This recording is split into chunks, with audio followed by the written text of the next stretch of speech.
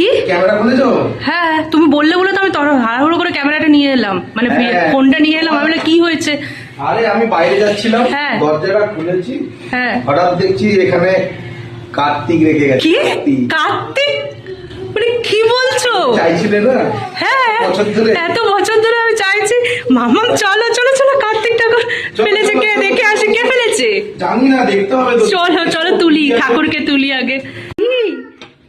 দেখে কার্তিক দিয়ে গেছে।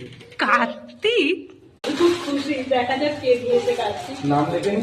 চলো আগে ঘরে নিয়ে যাই, ঠান্ডার মধ্যে অনেকক্ষণ ধরে দাঁড়িয়ে আছে আমার কার্তিক নাকি। তুমি বলতো কেউ দেয় না, আজকে দিয়েই গেল। হ্যাঁ বিয়ে কিন্তু নামটা কার আছে দেখো, নাম লিখেছে কি আদৌ?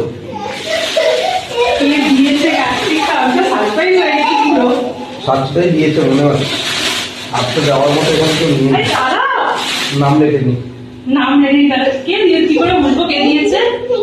প্লাস্টিকটা দেখো কিছু আছে কিনা। না, কে দিল গো? যাই হোক, আমার ছেলে আমার ঘরে এসছে।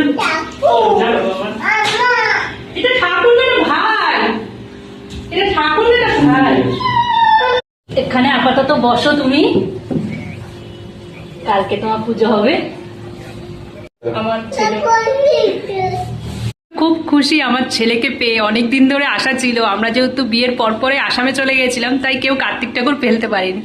তো আসল কে কার্তিক ঠাকুরটা ফেলে গেছে তোমাদেরকে দেখাচ্ছি, দাঁড়াও। সে তো মানে একবারও মানে কিছু লিখেও দেয়নি যে কার্তিক ঠাকুরের পেছনে কি চাই বা হচ্ছে কে ফেলেছে। আমরা কিরম ভাবে তদন্ত করে বার করলাম কার্তিক ঠাকুর কে ফেলেছে, দেখাচ্ছি তোমাদেরকে ভিডিওতে।